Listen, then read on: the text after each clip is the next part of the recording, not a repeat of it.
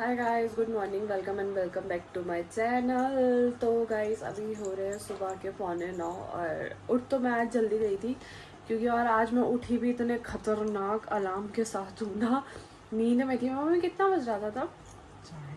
8 नहीं, 7:30 7:30 7:15 कुछ हो रहा था। और इतनी भयंकर चिल्लाने की आवाज़, इतनी भयंकर। मम्मी भी उठ के भागे, मैं तो बिल्कुल आँख खोला और उठ के भागी बाहर।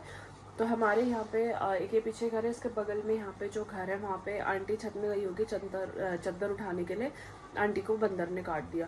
सही में भयंकर डरी ना मैं, इतना भयंकर एक तो पास में इतना भयंकर चिल्लाने की आवाज़ आई। मैं भागी, उठते आँख खोली मैंने और मैं भागी बाहर। मुझे पता ही नहीं, समझ ही नहीं आया कि क्या हुआ। और बाहर गए तो अंकल भागे छत में डंडा लेके, और वो 3 फ्लोर का है। छत में थी बेचारी आंटी और इतना तेज, इतना भयंकर चिल्ला रही थी ना आंटी। डर ही गए थे हम तो, लगा पता नहीं क्या है ना मम्मी, पता नहीं क्या ही हो गया। बेचारा वो आंटी के पैर में काट दिया है बंदर ने। प्लस अभी आंटी हॉस्पिटल जा रही थी तब मिली थी, तो वो बता रही तीन तीन बंदर थे। एक उनके चार चार ना, दो तो यहाँ, दो कंधे में बैठ गए थे, एक सर में बैठ गया था, एक ने यहाँ पैर में काट दिया उनके।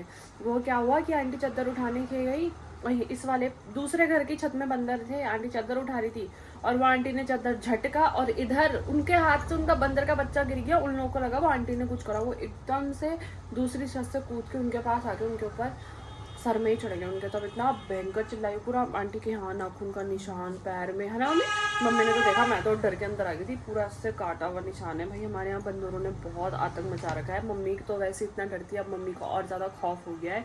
आज मेरी सुबह बहुत भयंकर तरीके से हुई है और मेरा उठने का टाइम नहीं हुआ था ना। मैं मतलब एक बदन नहीं होता छटपटाते वैसे उठो, उस टाइम तो मैं उठ गई। अब मेरा सर इतना दर्द कर रहा है ना, पर अब तो टाइम इतनी लेट कर दी है। अब उठेंगे, काम धाम करेंगे गाइस। और मम्मी तो सुबह सुबह मिर्ची वाला काम लेके बैठी है। इनकी मिर्चियाँ सड़ जाएंगी, जो कि आधी सड़ चुकी है। डंडे अलग करके रख रही है इसको मम्मी। मैंने कल शाम को ही धो धा के रख दिया था।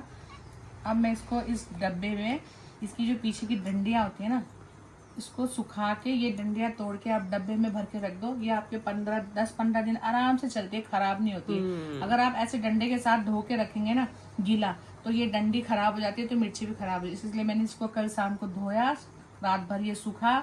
अब मैं इसकी ऐसे डंडियां तोड़ के रख रही हूँ। ये 15 दिन डब्बे में जैसे थे वैसे ही रहेंगे। तो गाय, छोटी छोटी बातें भी काफी लाभदायक होती है। Good morning. और आप जाओ तो बाहर बंदर, और आज हमारे मोहल्ले में दिन भर वो बंदर रहेंगे। यही है वो अभी भी। मतलब आते हैं तो वो समझ लो 2-3 दिन अब उनका यहीं का राउंड लगेगा। वही तो, बहुत बंदर हो रहे हैं भाई। उनसे तो भाई बहुतों को काट दिया हमारे यहाँ पे तो। वो भी 3-4 दिन की कंटिन्यू बारिश के बाद आज ऐसे धूप हुई है। तो मैं गई थी दुकान, थोड़ा नाश्ते का जुगाड़ करने। मैगी और मम्मी पूजा करने बैठी है तो प्रसाद लेके आई हूँ। मुक्को चल नहाई नहाई करने। देखो, नहाने के नाम से तो भाई ऐसे भागता है ना ये। आ चल नहाने, धूप आई है, चल मुक्को। बस अब ये हमारे हाथ नहीं आने का गाइस। तो झाड़ू मारा है बस, मैंने पोछा भी लगाया, फटाफट पोछा लगाऊंगी। मम्मी पूजा कर रही है और उसके बाद मेरा बहुत दिमाग ख़राब हो रहा है, बहुत ज़्यादा गुस्सा आ रहा है मुझे। वो बताऊंगी अभी क्यों। तो गाइस बैठे हैं खाना वाना खा के, और मेरा इतना इतना इतना ज़्यादा दिमाग ख़राब हो रहा है ना, क्योंकि यार हम लोग देहरादून भी जाके आए। हमने इतनी कोशिश करी कि मुझे कुछ मिले, राखी के मतलब का कुछ नहीं मिला। फिर हमारा प्लान था कि चल ऋषिकेश चले जाएंगे, वहाँ तो मिल ही जाता, थोड़ा फेस्टिव के हिसाब से थोड़ा मिल जाता अच्छा वहाँ पे। लेकिन अब 3 दिन से कंटिन्यू बारिश हो रही है, प्लस ऋषिकेश के मार्केट में भी इतना पानी भर गया है रोड में कि मतलब जाते कैसे जब यहीं बारिश पड़ रही है। और अब दूसरी बात कि आज इतनी तेज़ धूप है ना, इतना बढ़िया मौसम है जाने का। तो आज थर्सडे है और थर्सडे को ऋषिकेश का मार्केट बंद होता है। और मैंने फिर भी, अब भैया है वहाँ पे, उनको फ़ोन करके पता करने बोला। मुझे लगा शायद इतने दिन से बारिश की वजह से बंद था, तो परसों राखी है तो खुला होगा। बट आज भी जो मेन शॉप्स होती है ना, जहाँ कपड़े वगैरह मिलते हैं, वो बंद है। बस राखी का बाहर मार्केट लगा हुआ है। तो मेरा ना खून ऐसा ऐसा हो रहा है कि मेरे पास क्या पहनूंगी। मम्मी यार क्या है, कहाँ जाएगी अब? ऋषिकेश एक लास्ट है, कल जाएंगे। हाँ यार, आप क्या पहनोगे? मुझे खुद पता नहीं। साड़ी पहन सकते हो ना, आपके पास तो ऑप्शन है कि साड़ी पहन लो। और नहीं तो क्या, जो बक्से भर के साड़ी रखी है वो कब पहननी है आपने? सबसे भर के साड़ी रखी है, यही पहननी। और तो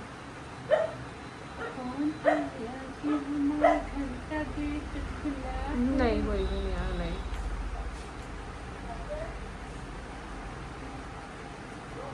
जी दीदी भाई आ जाओ। लोगड़ी जैसे काम है आपको। मेरे को पता है 1% तक आवाज़ नहीं आई, गेट खुलेगी और इन्होंने पहले ही बोल दिया। और मेरे को सही में पता है, बोलते हैं ना जब जो चीज़ मिले तब ले लेनी चाहिए। जब मैं बर्थडे की शॉपिंग के लिए गई थी ना, तब मुझे इतना अच्छा एथनिक दिख रहा था ना वेस्ट साइड में, पर मैंने सोचा अभी लेके फ़ायदा नहीं है, बाद में देखूंगी। और अभी जब हम लोग गए एथनिक लेना था तो मुझे कुछ भी नहीं मिला। अब ऐसे में तो मतलब एथनिक पहनना अच्छा लगता है ना, तो मेरे को पता है सुबह से इतनी चिड़ मची, इतना गुस्सा आ रहा है। सुबह उठते मेरा फर्स्ट क्वेश्चन मम्मी से यही था, मम्मी बारिश हो रही है बाहर? मम्मी ने बोला नहीं आज तो बाहर बहुत अच्छा मौसम, बाहर बहुत अच्छा मौसम हो रहा है। तो मैं सोचा चल आज ऋषिकेश जाएंगे, बढ़िया करके घूम लेंगे, लेके आ जाएंगे। पर आज थर्सडे, अब कल का दिन है हमारे पास, क्योंकि परसों तो राखी है ही। अब परसों तो अगर कल जाएंगे हम लोग, बस भगवान कल बारिश ना हो। तो बारिश का भी भरोसा नहीं है, क्या हो गया मेरे को भरोसा नहीं है। अभी धूप है तो बारिश हो जाएगी।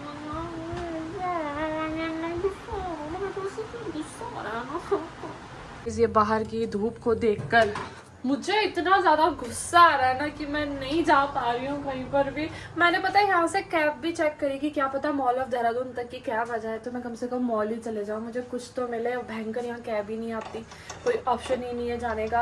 और ऑटो, और इतने में तो इतनी आफत आ जाएगी ना, हमें पहले यहाँ से नेपाली फार्म तक ऑटो में जाओ, फिर नेपाली फार्म से चेंज करो, फिर वहाँ चक्कर आ जाएंगे मुझे तो गाइस। और अब मम्मी हम कल जाएंगे ना, यस भगवान मिल जाए। पर मेरे संग तो आफत भी है ना, जल्दी से पसंद नहीं आता मुझे पहला बात।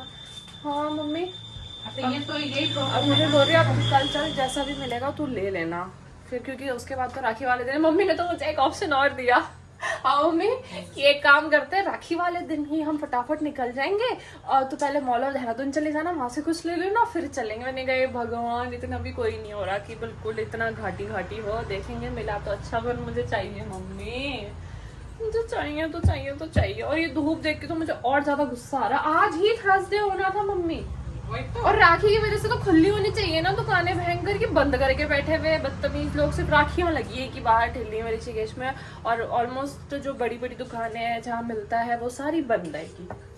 और अब मम्मी खड़ी है इस खाना बनाने के लिए। ये औरत दिन रात फेसबुक में एक आंटी बैठ है, वो ढेड़ो और किसके संग खाती है मम्मी? वो तो सबके संग खाती है, वो तो ज्यादा से ज्यादा सिस्नों के संग खा रही होती है यार वो आंटी। और उसको देख के इनको इतना ढेड़ों का चस्का चढ़ रखा है ना। वो एक तो बहुत रड़लाक दो तरीके से खाती है, मतलब आपको भी देख के ना उनको मन हो जाएगा, ऐसे आवाज निकाल के खाती है ना वो आंटी। और अब उनको देख के इनको फिर मन हो गया, इन्होंने मेरी ड्यूटी लगा दी है, मैं तेरे लिए भात बना दूंगी, सिनकी बना दी, तो मेरे लिए बस ढेड़ो बना दे, तो मैं इनके लिए ढेड़ो बनाऊंगी।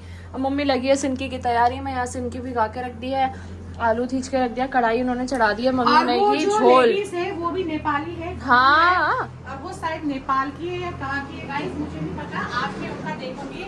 और वो अगर मेरा ब्लॉग देख ले तो मजा आ जाएगा। उनका ढेड़ो खाया हुआ मुझे बहुत बहुत पसंद है। वो हॉस्पिटल में, शायद किसी हॉस्पिटल में काम करती है। वो जो ढेड़ो खाती है ना, मतलब वो मूली के सिनकी के संग, सिस्नू के झोल के संग, मटन, चिकन और मटर आलू, और वो जो कोदो का वो तो कोदो का आटे का वो ढेड़ो बनाती है, मकई का ढेड़ो बनाती है, नॉर्मल आटे का भी बनाती है। तो वो इतना टेस्टी बनाती है कि मुझे उनका खाया हुआ देख के और उनका बोला हुआ देख के मुझे बहुत अच्छा लगता है। अगर मेरे फोन में आज वो दिख गई तो मैं आपको वो दिखाऊंगी कि वो खुद भी इतनी प्यारी है और वो बहुत अच्छे से ढेड़ो खाती है। तो मैं तो उनको देख देख के ढेड़ो खाना सीख गई हूँ। पहले मेरा रोहित खाता था। हाँ मम्मी खाती नहीं थी पहले ढेड़ो, लेकिन अब पहले मैं बनाती थी आमा के लिए, आमा के संग बैठ के रोहित खाता था, मम्मी भी नहीं खाती। लेकिन अब हर दूसरे दिन मम्मी बोलती है मेरा ढेड़ो खाने का मन कर रहा, मेरा ढेड़ो खाने का मन कर रहा। बल्कि मैं बनाती नहीं हूँ क्योंकि मुझे पसंद नहीं, फिर अलग अलग चीजें बनानी पड़ती है। मुझे हर चीज बनाने का शौक है, भले मैं वो चीज खाऊं ना, पर मुझे ऐसा होता है कि हाँ वो बनानी है। तो इसी चक्कर से मैंने ढेड़ो बनाना सीखा था। पर अब वो इतना ज्यादा हो गया कि घर में मेरे पापा को भी ढेड़ो चाहिए, मम्मी को भी ढेड़ो चाहिए, रोहित को भी ढेड़ो चाहिए। बस जो बनाता है गाइस वही नहीं खाता है। बस आपसे एक रिक्वेस्ट है, प्रे करो भगवान बारिश ना आए, बस भगवान बारिश ना आए। मेरे को जाना है, मुझे किसी भी हालत में जाना है। और वैसे भी हम कल भी अगर जाएंगे ऋषिकेश तो हमको ऑटो में ही जाना पड़ेगा, क्योंकि फायदा नहीं है ड्राइवर करके ले जाओ, उन्हें वहाँ पार्किंग में बिठा दो, ऋषिकेश पूरा मार्केट पैदल ही घूमना पड़ता है। इससे अच्छा ऑटो में बैठ के जाओ और वहाँ उतरो, है ना मम्मी, सस्ता का सस्ता जाके आ जाएंगे। गाइस खाना लग चुका है मेरे लिए, भात और सिनकी का झोल। मम्मी ने आज लौकी मम्मी ने आज आलू कद्दूकस करके डाले हैं। ये तो नॉर्मल है, मैं आपको दिखाती हूँ मेरी माता श्री की थाली। ये देखिए, एक सेकंड मेरा हाथ, ये देखिए गाइस क्या बढ़िया ढेड़ो और प्लस सिनकी का झोल। एवरी नेपाली राइट नाउ उनके मुंह में पानी आ रहा होगा गाइस। रात को खुरसानी और हरियो खुरसानी बनी छा गाइस। घी भी तो था थोड़ा सा, घी मैंने इसी में डाल दिया था गाइस, ऊपर से डालने के लिए। सॉरी हमारे पास घी नहीं है, तो ये देखिए गाइस गर्मा गर्म ढेड़ो। साइड में ये रहा आटे का ढेड़ो, क्योंकि कोदो का आटा नहीं था, और सिनकी का झोल। तो मम्मी ये पापा बढ़िया बनाया ना। ढेड़ो अगर हाथ में ना चिपके तो इसका मतलब ढेड़ो अच्छे से पका है। यस, और ये बिल्कुल भी हाथ में नहीं चिपक रहा है। तो मैं परफेक्ट हो गई हूँ मम्मी ढेड़ो बनाने में ना। और बहुत गर्म है, झोल बहुत गर्म है, जस्ट अभी तो बंद करा।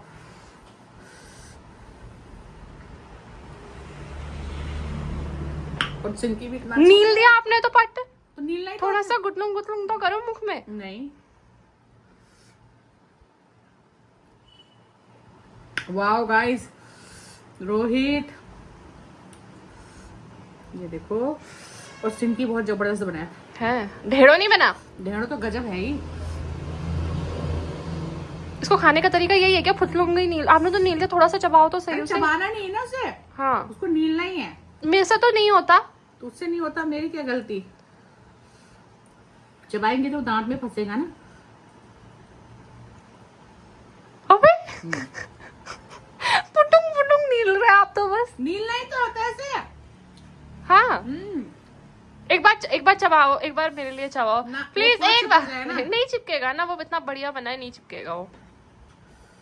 चबा के कोई टेस्ट ही नहीं आएगा सर।